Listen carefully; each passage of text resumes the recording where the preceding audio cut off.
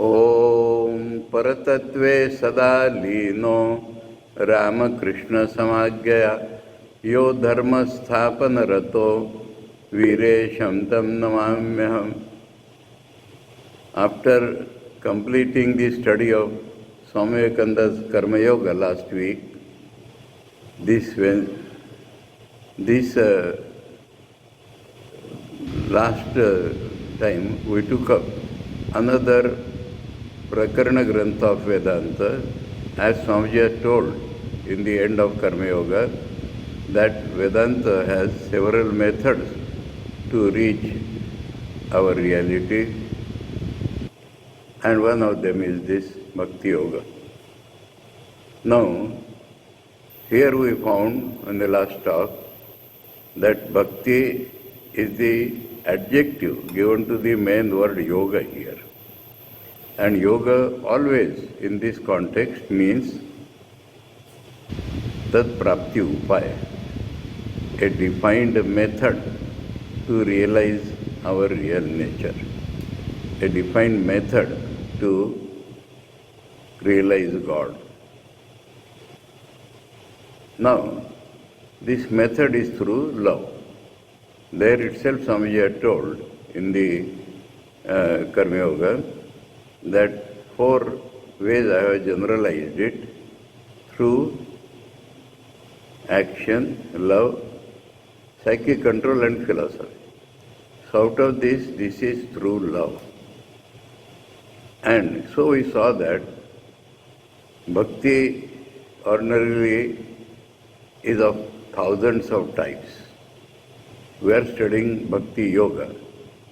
The method of Bhakti, the method of love to realize our real nature. And we saw that there is a difference in the meaning. Then when we opened the book, we saw first of all 2 mantras, shlokas from Shvetashvatar Upanishad.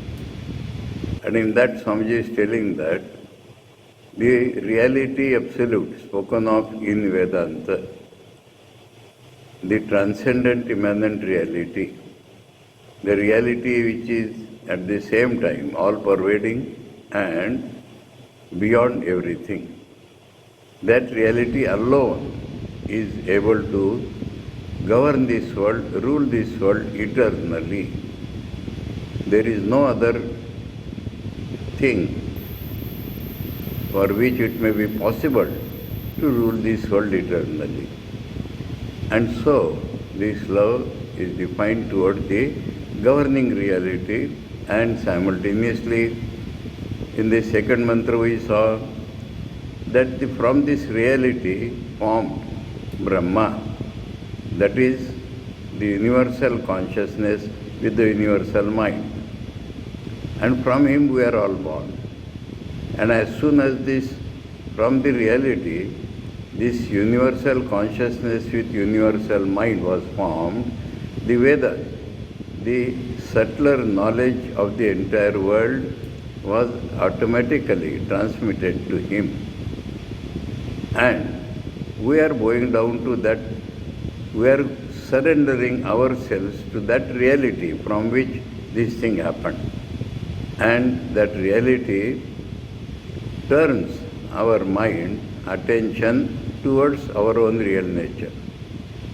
And because we want freedom, freedom is the goal of all yoga, Swami just definitely told there. So as we want freedom, we are surrendering to that reality. And the surrender we understood last time as not a surrendering to be, but as the great Saint Gyaneshwar would have it, the ornaments of gold surrendering to the gold. The ornaments of gold getting the knowledge that there is nothing other than gold in them. That is called the surrender. And we also saw that Mahapurush Maharaj declared that that is the only way to realize God according to Gita and also according to Sri Ramakrishna. And then when we entered the book proper, we saw Swamiji's definitions of bhakti, or rather the characteristics which will tell us that this is Bhakti Yoga. Bhakti Yoga is a real, genuine search after the Lord. A search beginning, continuing and ending in love. And we emphasize this word search. Even in the Viveka Chudamani, Shankaracharya has defined bhakti as the search for our own reality. The search for our own reality is defined as bhakti there. And this is, Swamiji is telling us, the search for Lord. Our reality is the Lord. And a search for Lord, whether we found that he hides himself by several masks. Our own body, mind is a mask in which Lord himself finds. And then we have to search for him by going inside the mask. And he's sitting there inside the mask. So that search, how it is searched? By love. He attracts us. The funny thing is that he is attracting us and we do not know where he is. Then we come to the point that, oh, he is within me. And then we go inside and we are searching him. When shall we find him? When this search ends, we find him. And how the search begins? Through love, because he is attracting us. How the search proceeds? As we go more and more inside us, the attraction grows more and more. You know, when the needle approaches the magnet, the magnetic force will go on increasing. So with greater intensity, the needle is drawn inside. So more love, and ends in love, ends in absolute identification. That is real love. So this is Bhakti Yoga Swamiji has defined in the purest way. And then immediately, following Narada Bhakti Sutras, which is the best treatise on Bhakti, Swamiji immediately tells us that one single moment of the madness of extreme love to God brings us eternal freedom.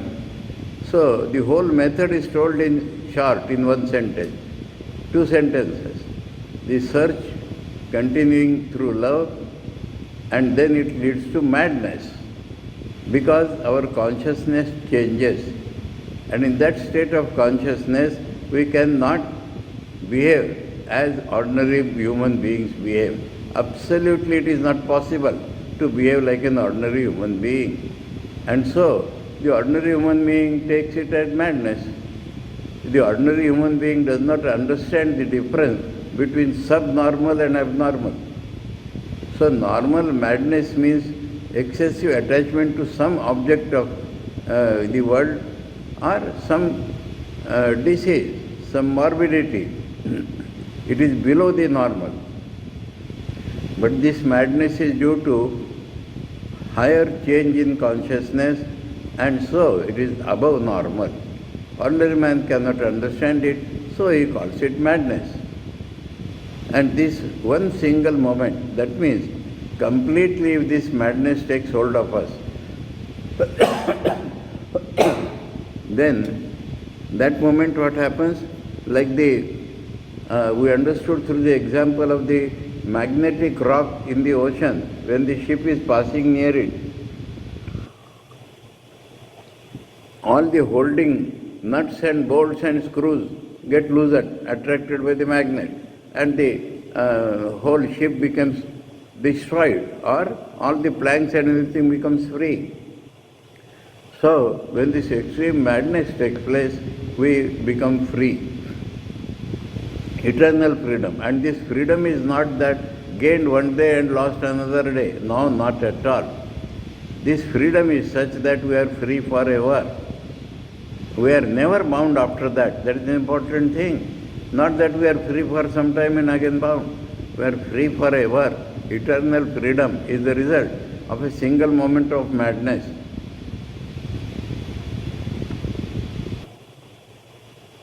Then taking the name of Narada, Swamiji told us, Bhakti, says Narada in his explanation of this Bhakti aphorism, is intense love to God. So, intense word is used to give that madness. Intense means that which will help us to cross all bondages, that which will help us to cross I and mine. So that intense love to God is Bhakti. When a man gets it, he loves all.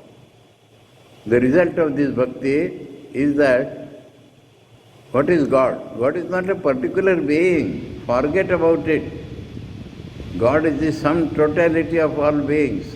God, we have just now seen through Shatachatur Upanishad, is the transcendent, all-pervading reality, is the ruler of all souls. And so when we realize God, we start loving every expression of His, and we love every human being. No hatred is possible. How can we hate God? A bright example Swamiji has quoted, that Pawari Baba, when a snake came and bit him, he became unconscious. And when he regained consciousness, he said, a messenger had come from my beloved. So that is what happens. So we cannot hate anybody if there is real love.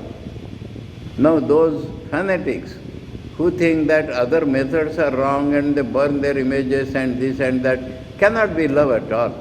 Cannot be the love leading to freedom.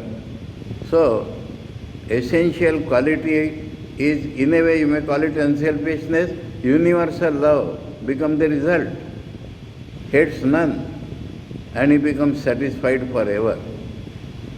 What is our life? An ordinary life?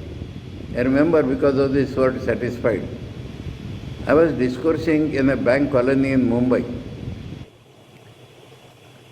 And before the discourse started, one officer told me,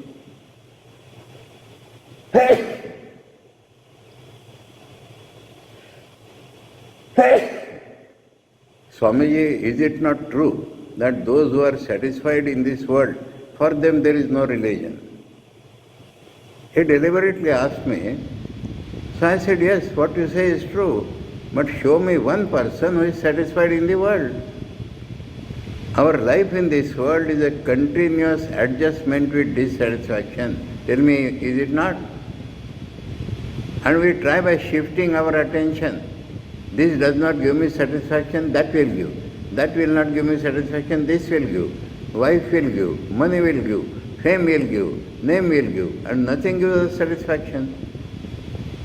And this, because the soul merges in the reality, it is satisfied forever.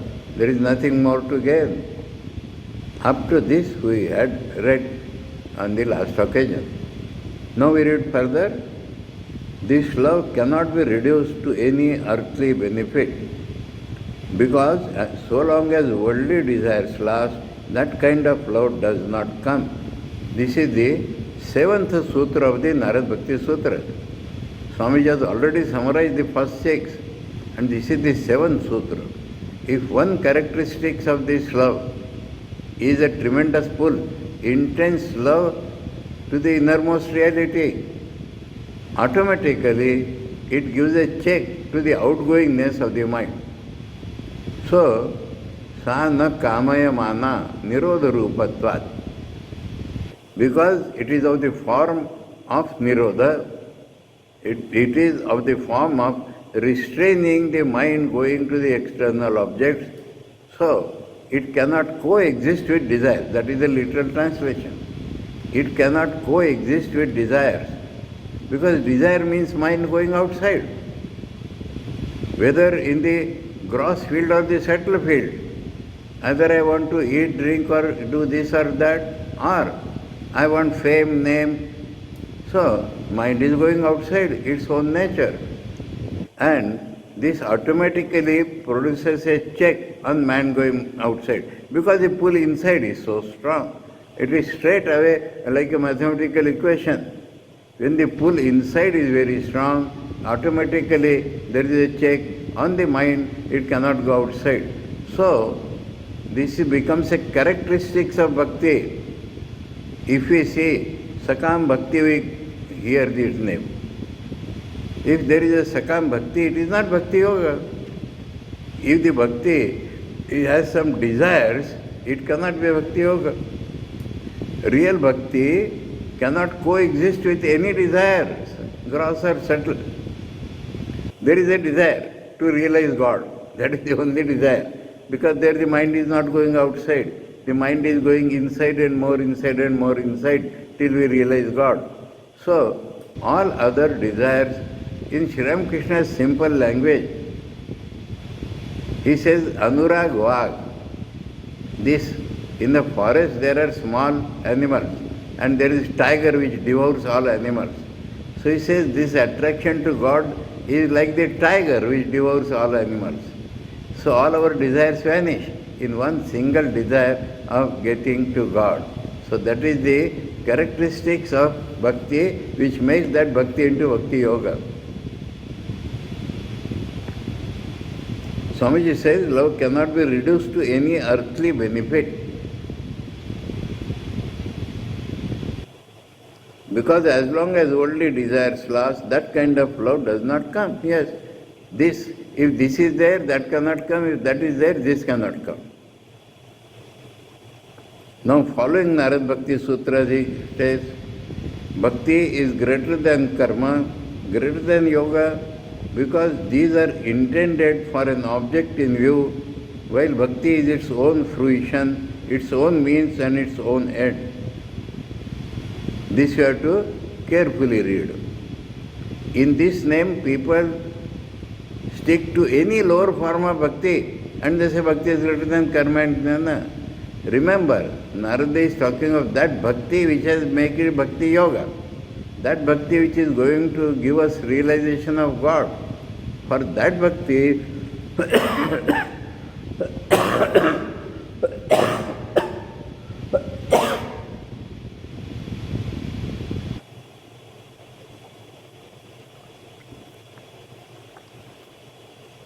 so this is not to prove bhakti greater than this or that. That is again the spirit of Narada. This is to tell the distinction between ordinary bhakti and real bhakti. This is telling the distinction between ordinary bhakti and bhakti yoga. That is the distinction. Because karma, what does karma give us? Some fruit of action. Or if properly done, what does karma give us? Bhakti. Karma, if done with any desire, will lead us to fruit. And karma desire done properly through bhakti will increase the bhakti. So the result of karma is bhakti only, proper. And the other result of karma is a phala, which is taking us away from God. And so, bhakti is its own fruit. Swami just combined here two sutras of Narada. Greater than yoga. Yes? Fine. Swami has not brought jnana here. Because Swamiji later on tell us there is no difference between jnana and bhakti. What is yoga? We have studied Patanjali Yoga Sutras and we saw there that it is a halfway house at the best. It only makes us control our mind. And by controlling our lower personality, bhakti may come. So, again, yoga like karma, the ordinary yoga gives the different powers. We are not interested in that. The real yoga will lead us towards bhakti. So, this real bhakti is greater than karma, greater than yoga, because these are intended for an object in view. So, object of two types, either worldly or spiritual. Worldly object will take us away from God, and spiritual result will give us bhakti more and more. While bhakti is its own fruition, its own means and its own end. This is not in the sense of bhakti is pancham purushartha. He has already told that it ends in more love, it ends in identification. So bhakti, this is second, another sutra in Narad Bhakti Sutra. Comparison between these is another sutra. And then he says that bhakti, let me tell you these sutras. Phala Rupatvat is the first sutra. Bhakti is the result of karma, yoga, etc. Second sutra is Swayam Phala Rupata. It itself is the result. We have seen that bhakti starts in love, more love, ends in identification, which is the real love, full love. Loss of I is the real love, full love. So, what is the result of bhakti? Bhakti, more bhakti. What is the result of that more bhakti? Full bhakti, identical bhakti. I is lost, only love remains. So, this is the characteristics of the real bhakti which makes it bhakti yoga compared to the ordinary bhakti. It is not to prove bhakti. And then what people do wrongly? Quoting this sutra, any bhakti which they have, they think it is greater than karma, greater than this and that, which is a foolishness. These two sutras are defining bhakti, which is bhakti yoga, as different from the ordinary bhakti, which is not bhakti yoga. Now, Swamiji comes to the broader field. Swamiji has, this is up to Sutra 33 of Narad Bhakti Sutras. After 7, Swamiji has gone to another section of Narad Bhakti Sutras and given us this. Now he turns his attention to what other people say, because Swamiji wants to give us a comprehensive idea of the real nature of bhakti. What happens? Narada is defining it from his point of view. When we hear so many definitions, we are not confused. Swamiji has arranged them in such a way that different aspects of bhakti yoga will be revealed to us. Different aspects. Narada has given some aspects. So, to explain other things about bhakti, Swamiji wants to look to what other acharyas have said. So he brings this topic. Bhakti has been the one constant theme of our sages. Remember, constant theme of our sages. What does it mean?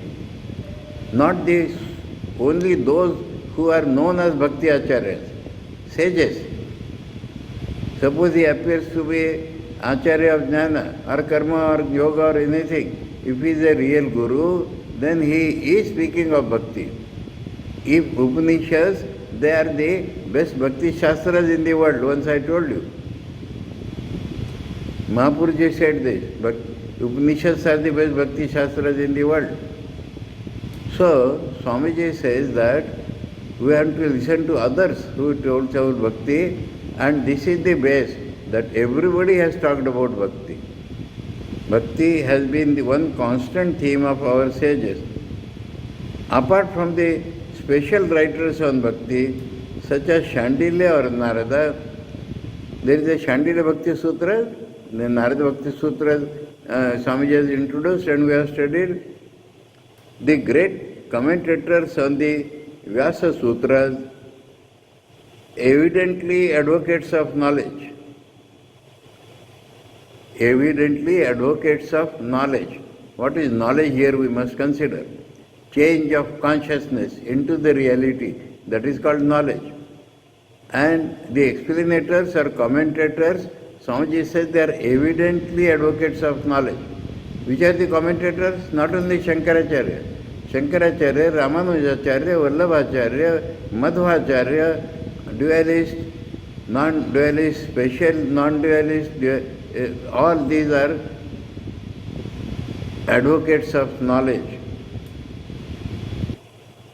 Have also something very suggestive to say about love. So without love, the spiritual life does not progress at all. Intellect is nothing in spiritual life. So, love comes everywhere.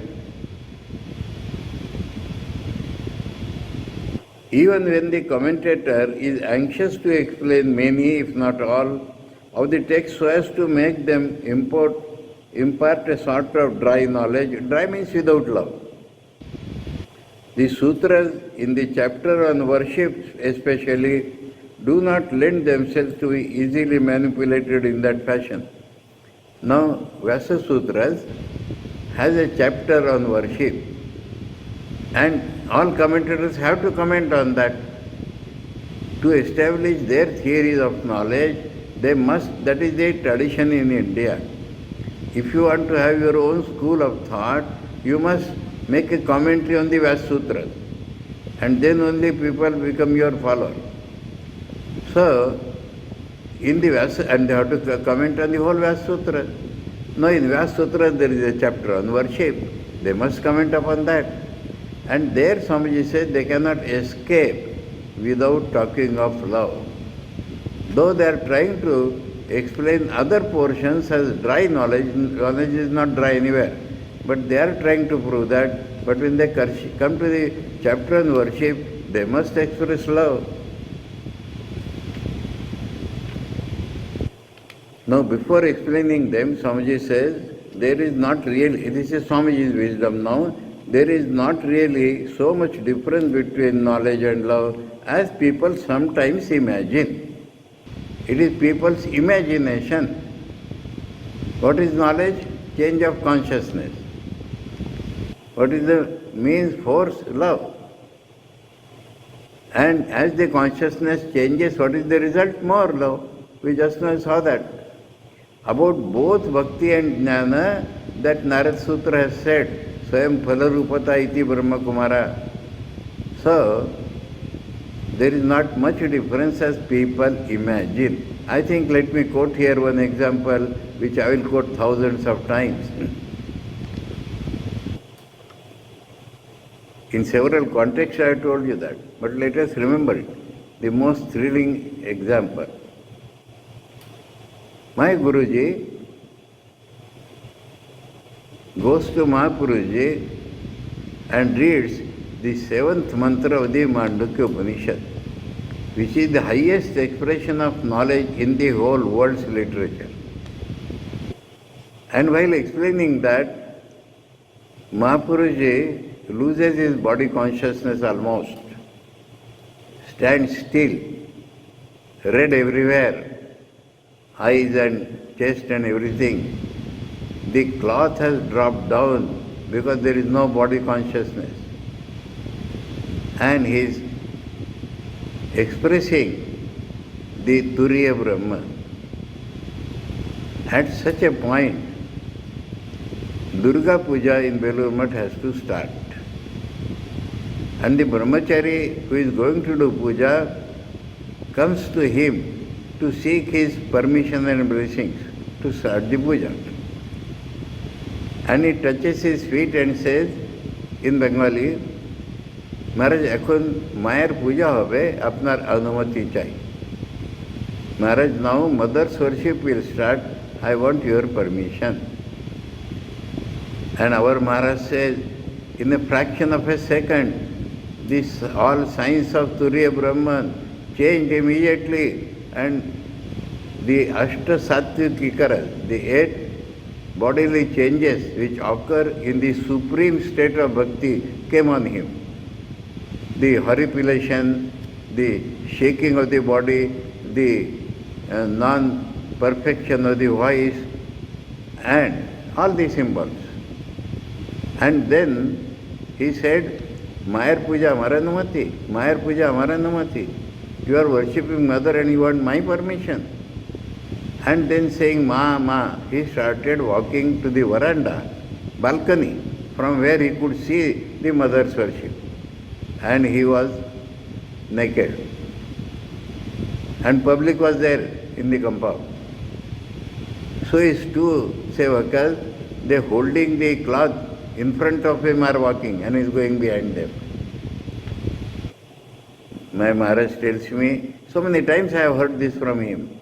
One who has seen this, if 1,000 people come to tell him there is any conflict between Jnana and Bhakti, will he agree? One who has seen that in the highest point of knowledge, the highest Bhakti is being expressed. If 1,000 people come to him and tell there is a conflict between knowledge and Bhakti, will he agree? That is what he is to express. So, Swamiji is telling, as people sometimes imagine. What has happened, why they imagine? In the field of knowledge, analysis is superior. And people have started understanding it ends in analysis. And they hold analysis to be an intellectual, rational process. As I just told you now, in bhakti, what they see a pull. And the purer the mind, the pull is stronger. So, what is the difference? This pull is giving you more and more knowledge. Knowledge is giving you more and more pull. That is what Gita is telling us. That is what Narada has referred there. So, we shall see as we go on that in the end they converge and meet at the same point. So finally, Jnana reaches its culmination, Bhakti reaches its culmination, they reach the same point.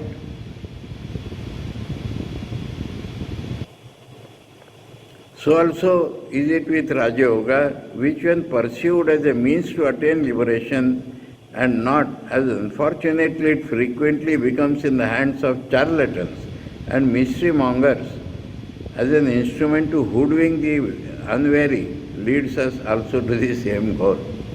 Now Raja Yoga is presented with so many ifs and buts. Raja Yoga generally people practice to get powers. Though Patanjali is not in favor of that. And so, let us read these words again, important. Hands of charlatans. Basically, they want to cheat people. And mystery monger, two types of people. Not all charlatans. Don't think that those who follow Raja Yoga are charlatans. But mystery mongers, something which is not known to the ordinary people is called mystery. Subtler powers are called mystery, and they search for subtler powers. That becomes the aim of life. I remember here one incident of my own life. When I was in Rishikesh, two people from Bosnia came to me. And through some book or somewhere they had some impression about me. And one of them said that he is interested in the subtle things of this world. I said, I am absolutely not interested in subtle things. He came again after 3-4 years. Wrongly again thinking I am interested in subtle things. The other young man said, I have not come for that purpose. He came after next year, twice he came for 1 month each. I want to learn from you how to realize God. Understand now? In another terms, the science of knowing God or Atman is called spirituality. And this mystery mongering is called spiritualism. They believe in a spirit. Where has he gone? Planchets and hundreds of things come out of this Raja Yoga. So, either that type of Raja Yoga or straight away charlatans who will use a show of some powers and cheat you. Swamiji said that Raja Yoga I do not mean. Just in bhakti as we are seeing, emotionalism is not meant. The real bhakti is a pull, similar, in the pull in the most tranquil heart. Similarly, real Raja Yoga is prescribed to lead us to reality.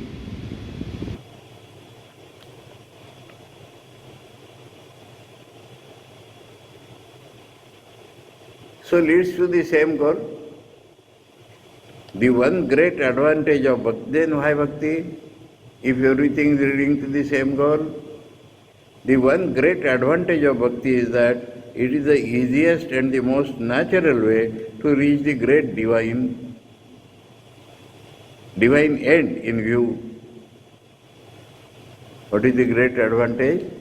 Why it is natural? Because this love is basically present in every being. Intellectual sharpness, analytical acumen, which are the essential needs of Jnana Yoga, are not present in everyone. Yoga, the capacity to control mind independently of love of God, is not in every being. This love is present in every being, but wrongly used. When we love to a person, we become attached to that person and we start hating other persons. But love itself is absolutely fundamental in a human being. Now, that faculty of love, if it can be turned towards God, what can be more natural? So that is the advantage of bhakti, most natural way to reach the great divine end. End is same in view. But the other side, Swamiji as a scientist has to mention its great disadvantage is that in its lower forms, it oftentimes degenerates into hideous fanaticism in the lower form, which are not proper bhakti yoga. In the lower forms of bhakti, we just now talked about that. The narrowness in man increases, becomes more narrow. If we love a particular person at the cost of hating everybody, then we become fanatic. If we love ourselves and our sect and our race, then that love becomes so limited, it becomes poisonous. So, this is only in the lower forms. So long as the mind has not ripened, so long as the real bhakti is prescribed by Narada and others is not caught hold of. And if that is not there, then due to the love present, it becomes the natural force. So both sides Swamiji is showing. The fanatical crew in Hinduism or Mohammedanism or Christianity, what is the crew here? That means they want to lead the society, so that is called the crew. But they are fanatic because they think that is the only way. And they are present in everybody, every religion so-called. So Hinduism, Mohammedanism, Christianity have always been almost exclusively recruited from these worshippers on the lower planes of bhakti. How beautiful is Swamiji's analysis. In every religion, the planes of worship are different, lower and higher. And from this lower plane of worship, these are recruited. That means they become followers of this fanaticism. That is the danger. But if that can be avoided, but if we can raise ourselves higher, then the advantage is that due to love which is present in all, we surely proceed. That singleness of attachment to a loved object, he has given the Sanskrit word also there, nishtha. That singleness of attachment to a loved object, without which no genuine love can grow, is very often also the cause of the denunciation of everything else. So when it becomes limited, that object is not God, that object is small object. So if the limited love is there, nishtha is there, it starts hating others. Denunciation. All the weak and undeveloped minds, that is the main reason. The mind itself is weak, the mind itself is undeveloped. In every religion or country have only one way of loving their own ideal, that is by hating every other ideal.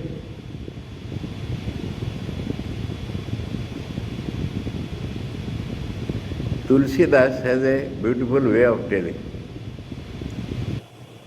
सबसे बसिए, सबसे रसिए, सबका लीजिए नाम, हाजी हाजी करते रहिए, बैठिए अपने ठाम. You sit with all, you take the pleasure out of all, and you say, yes, yes, it is good, but you stick to your own ideal. That's the way he puts it.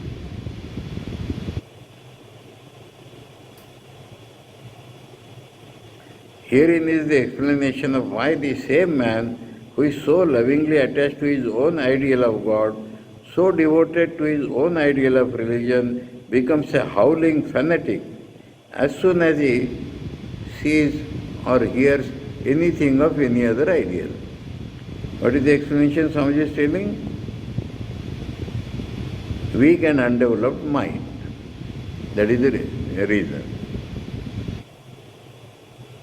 This kind of love is somewhat like the canine instinct of guarding the master's property from intrusion. Canine means dog.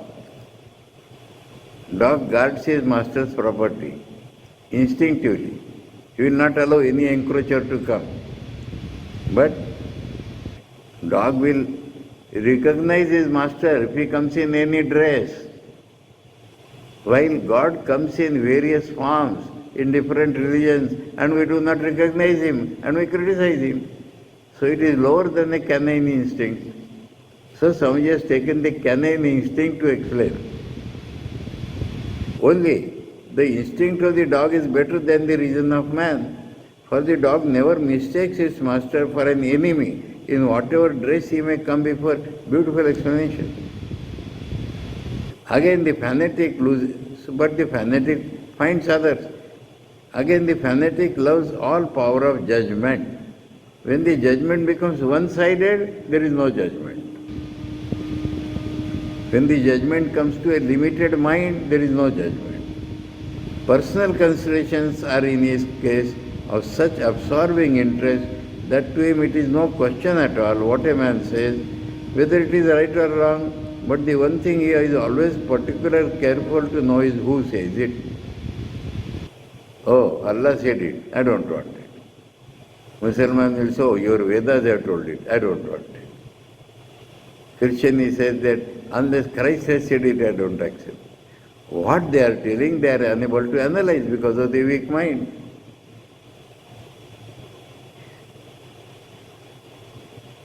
The same man who is kind, good, honest and loving to people of his own opinion will not hesitate to do the vilest deeds when they are directed against the persons beyond the pale of his own religious brotherhood. Swamiji is explaining this so that we will be saved from this which is not Bhakti Yoga at all. The lower forms of Bhakti which are not Bhakti Yoga at all. So at that point we have to guard ourselves into falling the trap of becoming fanatics. Even in Hinduism, everywhere, fanatics are everywhere, less or more. But this danger exists only in that stage of bhakti which is called the preparatory or gauni.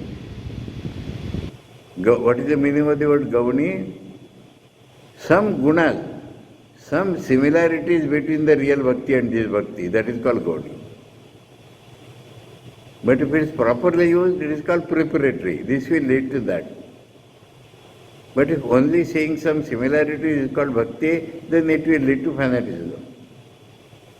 When bhakti has become ripe and has passed into that form which is called the supreme para, no more is there any fear of these hideous manifestations of fanaticism. So Swamiji says, now so-called jnanis, they think, oh, bhaktas are fanatics, bhaktas are hopeless.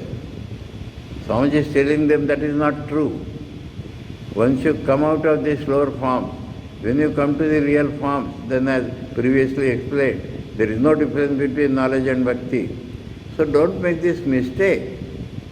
Just as fanatics are a type of mistake, the so-called liberals are another type of fanatics.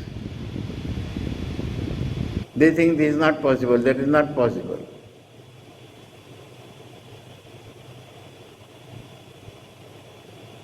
That soul which is overpowered by this higher form of bhakti is too near the God of love. God itself is God of love. Ananda Rup is called God of love. He is the rasa, he is the supreme joy, he is supreme attraction to everybody. He does not distinguish between Hindu and Muslim. He is attracting everybody. But if one has developed bhakti, then one is near him. He cannot hate anybody. To become an instrument for the diffusion of hatred. So when one is nearer God, one cannot have fanaticism. If one has fanaticism, one is far away from God. Now, why this emphasis is coming again and again? Suppose we had a good tendency of analysis. Suppose we are good unselfish workers. Suppose we are good controllers of ourselves. Along with that we had love. Then this danger would not have come. But this is not possible for all of us. It is not given to all of us to be harmonious in the building up of our characters in this life. If this harmony would have been there, this would not happen.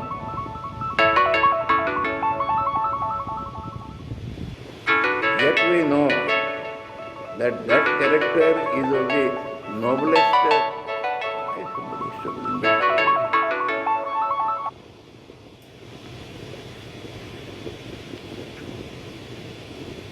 Yet we know that that character is of the noblest type, in which all these three, knowledge and love and yoga, are harmoniously fused. Sri Ramakrishna saw to it that all his disciples become like this. And because they had the higher form, they could easily be molded into that. Three things are necessary for a bird to fly. Some is showing how they are used. The two wings and the tail as a rudder for steering to keep the direction proper. Jnana is the one wing, bhakti is the other, and yoga is the tail that keeps up the balance. That means self-control. For those who cannot pursue all these three forms of worship together in harmony and take up therefore bhakti alone as their way, it is necessary always to remember that forms and ceremonials, though absolutely necessary for the progressive soul, have no other value than taking us on to that state in which we feel the most intense love to God. So the lower forms of bhakti essentially have so many forms, so many ceremonials. If we have all the three yogas, then it is not danger.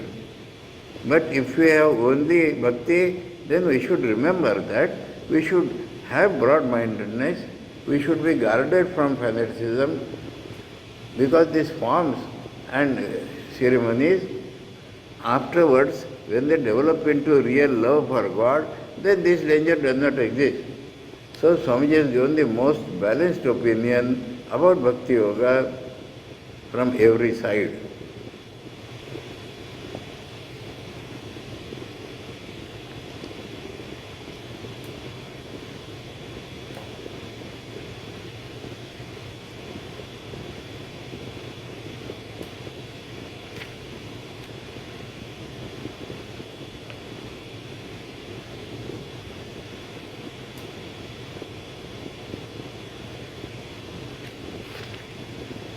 Shall we proceed? I think time is still there. But the thought currents will vary now.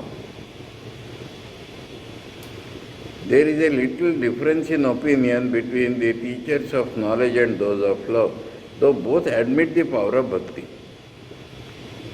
Bhakti is a power. Bhakti is not ritual. Bhakti is not so-called upasana. Bhakti is not only mental worship. Bhakti is a power. The jnanis hold bhakti to be an instrument of liberation, yes. Otherwise they are not jnanis at all. Moksha sadhana samagram bhaktireva gariyasi, says the great Acharya Shankar, which most of his followers do not believe. What can we do? The bhaktas look upon it both as the instrument and the thing to be attained. Finally, what we attain? God. Finally, what we attain? The God of love. So, bhakti itself is the fruit of its own endeavor. The jnanis, they emphasize the change of consciousness. Real jnanis will emphasize the change of consciousness. And they will accept that love is the force which changes your consciousness. So what is the difference? Practically nothing. To my mind, this is the distinction without much difference. Swamiji has reconciled. In fact, bhakti when used as an instrument really means a lower form of worship, and the higher form becomes inseparable from the lower form of realization at a later stage. Realization, lower form, then last form. And instrument, bhakti in the lower form, which is leading us to higher form. That is the difference. Each seems to lay great stress upon his own peculiar method of worship, forgetting that with perfect love, true knowledge is bound to come, even unsought. This you must remember. Important thing Swamiji is telling. Suppose love is genuine, love for God. We melt in God. Will our consciousness remain same? Can we retain our ego? Can we retain the realism of the world? We are not seeking change of consciousness. We are loving God. We want to be one with God. We want to realize God. That is our aim. So we are not seeking knowledge as such. But love of God gives us identity with God, where our consciousness has changed. And that from perfect knowledge, true love is inseparable. The other side, as we showed in Mahapurush Maharaj, when the full knowledge comes, when the conscious, this is the Swamiji's final conclusion, that bhakti gives knowledge without being sought. And knowledge, when it fully comes, must give bhakti. Examples only can prove, theories do not. Every disciple of Sri Ramakrishna, Swami Turiyananda, like highest Vedanti, I will give another example today. There was a great Vedanti in the second generation. Yesterday, in the previous class, I took his name as advocate of knowledge. But what was his knowledge like? I am referring to the great Swami Jagadananda ji. He was a Vedanti par excellence. Now the Belur Math tradition is that during Durga Puja, so many people are allotted some work, and Jagadananda ji was in the team who were cutting vegetables. A great Vedanti. Now, Holy Mother Sarda Devi had come to see the puja in Belur Math that day. And she was being taken everywhere. So she passed through the kitchen where these people were cutting vegetables. And she was so highly pleased. And she said, "Oh, how nicely my children are cutting vegetables." Now Jagadanji kept aside his instrument of cutting vegetables, came forward, made a Sashtanga Pranam and said, "My life is done today. My life is done today. All my Vedanta and meditation is meant only for one thing, to please the Divine Mother." See his harmony. All my Vedantic knowledge and meditation is meant to please the Divine Mother. And if the Divine Mother is pleased by my cutting vegetables, what more I have to gain? So this is the example of a Ramakrishna Mission Jnani. And so, Swamiji has shown both sides. If love is there, consciousness has to change. And if consciousness changes, love has to grow. So, Now we have read enough, and we shall try to complete the chapter next time, not today. Om Parattatve Sada Lino Ramakrishna Samagya Yo Dharma Sthapanarato Viresham Tam Namamyaham. Om Shanti Shanti Shanti. Hari Om Tat Sat. Shri Ramakrishna Arpanamastu. प्रणाम महाराज। प्रणाम स्वामी जी।